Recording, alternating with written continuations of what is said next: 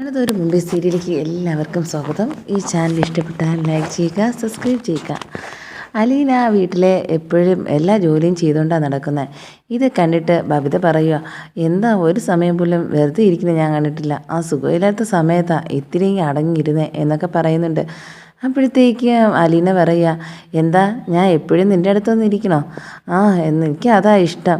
എനിക്ക് ചേച്ചി എടുത്തിരിക്കുന്നത് ഭയങ്കര ഇഷ്ടമാണ്. അപ്പം കൃഷ്ണ പറയുക, ഇത് എന്ന് മുതലാണ് തുടങ്ങിയത്? എന്തായാലും നല്ല കാര്യം, എനിക്കും സന്തോഷമായ കാര്യം തന്നെ കേട്ടോ എന്നൊക്കെ പറയുന്നുണ്ട്. അങ്ങനെയാണെങ്കിൽ ബബിത സർപ്രൈസായിട്ട് ഒരു കവർ കൊണ്ട് അലീന കയ്യിൽ കൊടുക്കുന്നുണ്ട്. എന്താ എന്താ ഇത്? അത് ചേച്ചിയും തുറന്ന് നോക്കിക്കേ എന്നൊക്കെ പറയുന്നുണ്ട്. അങ്ങനെ തുറന്ന് നോക്കിയപ്പോഴത്തേക്ക് ഒരു ഡ്രസ്സായിരുന്നു. അത് അലീനയ്ക്ക് കണ്ട് ഭയങ്കര സന്തോഷമായിരിക്കുന്നു. എന്നാൽ തനിക്കായിട്ട് ഒരു സമ്മാനമായിട്ട് ഒരു ഡ്രസ്സ് എടുത്ത് തരിക, ഇതൊക്കെ എനിക്ക് ആദ്യമായിട്ടുള്ളതാണ് എന്നൊക്കെ പറഞ്ഞിട്ട് അതും വിചാരിക്കാത്ത ആളിൽ നിന്ന് അത് കിട്ടിയപ്പം തന്നെ ഭയങ്കര സന്തോഷമാണ്. എന്നിട്ട് പറയുക, ഞാൻ വിചാരിച്ചു എനിക്ക് വാങ്ങണമെന്ന് തോന്നി, ആരും പറഞ്ഞിട്ടല്ല ഞാൻ വാങ്ങിച്ചത് എന്നൊക്കെ പറയുന്നുണ്ട്. ഇത് കേട്ടതും അലീനയ്ക്ക് ചിരിയും വരുന്നുണ്ട്. എന്തായാലും കിട്ടിയത് ഭയങ്കര സന്തോഷത്തിൽ അലീന അത് തുറന്നു നോക്കുന്നു. ആ സമയത്ത് അലീനയുടെ അടുത്ത് വന്ന് പറയുക ബാലചന്ദ്രൻ, എന്തായാലും മോളെ ഇഷ്ടപ്പെടാൻ എല്ലാവർക്കും ഉണ്ടല്ലോ ഇപ്പം. കണ്ടോ, ഞങ്ങൾക്ക് പോലും ഇപ്പോൾ ഡ്രസ്സ് വാങ്ങിച്ചില്ല, എന്നാലും നിനക്ക് വാങ്ങാൻ തോന്നിയില്ലേ അവൾക്ക്? അതാ അവൾക്കുള്ള സ്നേഹം എന്നൊക്കെ പറയുന്നുണ്ട്.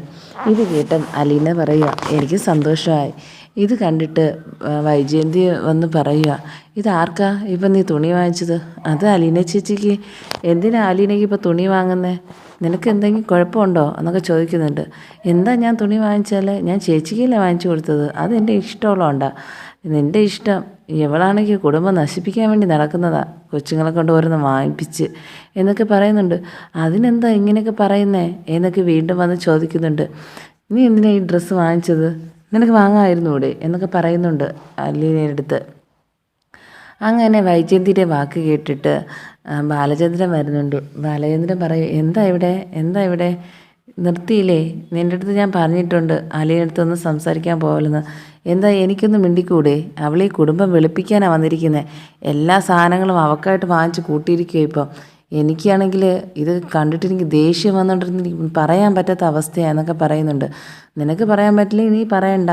ഒരാൾക്ക് തോന്നുന്ന ഓരോ സാധനം വാങ്ങുന്നത് നീ ഇവിടെ അഭിപ്രായം പറയേണ്ട കാര്യമൊന്നുമില്ല എന്നൊക്കെ പറയുന്നുണ്ട്. ഇത് കേട്ടിട്ട് അലീന പറയുക, ഞാൻ കാരണം ആരും വിഷമിക്കുകയോ വഴക്കൂടുകയോ വേണ്ട എന്ന് പറയുന്നുണ്ട്. അപ്പോഴത്തേക്കും ബബിതയും കൃഷ്ണയും പറയുന്നുണ്ട്, ചേച്ചി ഈ ഡ്രസ്സും കൊണ്ട് അകത്തേക്ക് വെക്കോ, അവരവിടെ കിടന്ന് വഴക്കൂടട്ടെ എന്ന് പറയുക. അങ്ങനെ അലീനയാണെങ്കിൽ ആ ഡ്രസ്സും എടുക്കാതെ പോകുന്നത്. അപ്പം ബബിതയ്ക്ക് ഇത്തിരി സങ്കടമാവുകയും ചെയ്യുന്നുണ്ട്.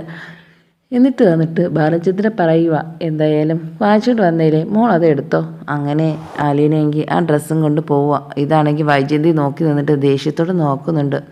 എന്നാലും നോക്കിയിട്ട് ഒരു കാര്യവുമില്ല. അവളാണെങ്കിൽ ഇഷ്ടപ്പെട്ട് വാങ്ങിച്ചു കൊടുത്ത സാധനം നീ നോക്കിയിട്ട് അതിൽ അസൂയപ്പെട്ടിട്ടോ ഒരു കാര്യവുമില്ല എന്ന് പറയുന്നുണ്ട് വൈജയന്തിയുടെ അടുത്ത്.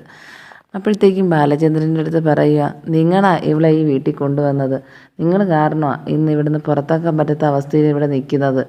എന്താ നിങ്ങൾക്ക് എന്തെങ്കിലും കുഴപ്പമുണ്ടോ എന്നൊക്കെ ചോദിക്കും. നീ എല്ലായിടത്തും ഈ കുഴപ്പമുണ്ടോ എന്ന് ചോദിച്ചുകൊണ്ട് നടക്കേണ്ട കാര്യം എന്താ? ആ കൊച്ചാണെങ്കിൽ അവിടെ നിന്ന് പോട്ടെ, അത് നിന്നെ ആരും ശല്യം ചെയ്യുന്നില്ലല്ലോ.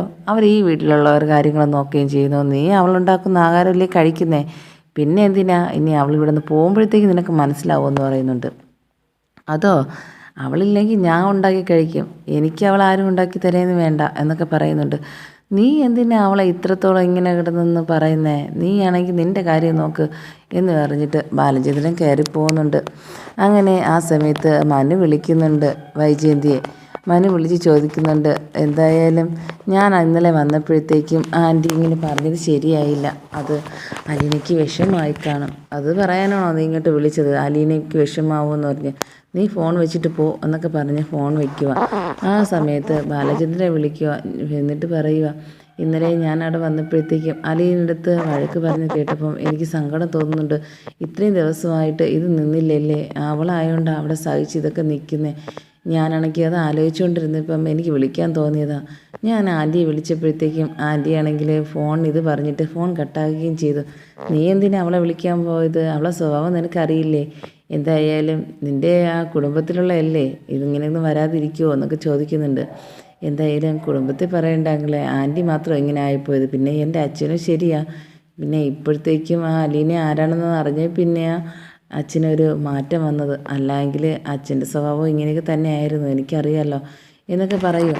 എന്തായാലും നമുക്ക് അതിനെക്കുറിച്ച് പറയേണ്ട കാര്യമില്ല. ഇനി നീ എന്നാ ഇങ്ങോട്ട് വരുന്നേ?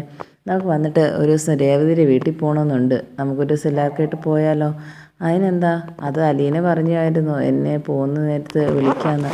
അപ്പോൾ ഇത് നമുക്കൊരു ദിവസം പോവാം എന്നൊക്കെ പറയുന്നുണ്ട്. എന്തായാലും ഹരിയുടെ തീരുമാനത്തിൽ ഒരു തീരുമാനമായില്ല.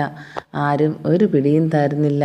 അവളുടെ വീട്ടിലെ അച്ഛനും അമ്മയ്ക്കും അവൾക്കും എന്തായാലും ഈ കേസിൽ നിന്ന് ഒരിക്കലും പിന്മാറില്ല. അങ്ങനെ പിന്മാറാൻ പറ്റും? അത്രയ്ക്ക് ദ്രോഹമല്ലേ അവൻ ചെയ്തത്. അതുകൊണ്ട് ഇതിൽ ഒന്നും പറയാൻ പറ്റാത്ത അവസ്ഥയിലാണ്. എന്ത് ചെയ്യാനാ? ഇതിൽ പൈസ ഇറക്കിയാലും കുറേ ഇറക്കുന്നുണ്ട്, എന്നാൽ അതിന് ഒരു കാര്യമില്ലെന്നാണ് തോന്നുന്നത്. എന്തായാലും അച്ഛൻ്റെ അടുത്ത് ഇതൊന്നും പറഞ്ഞിട്ട് കാര്യമില്ലല്ലോ. ഇനി വക്കീലും പറഞ്ഞിരിക്കുമോ അവരെ വീട്ടുകാരെ കണ്ട് സംസാരിച്ചിട്ടും അവർ ഒരു റിപ്ലൈ ഇങ്ങോട്ട് തന്നതുമില്ല. അവൻ്റെ കാര്യം എന്താകുമെന്ന് എനിക്കറിയില്ല എന്ന് ബാലചന്ദ്രൻ്റെ അടുത്ത് മനു പറയുന്നുണ്ട്. എല്ലാം ഇത് കേട്ടിട്ട് ഇന്നപ്പം ഒരു പോസ്റ്റ്മാൻ ലെറ്റർ കൊണ്ടുവരുന്നുണ്ട് ബാലചന്ദ്രൻ്റെ വീട്ടിലേക്ക്.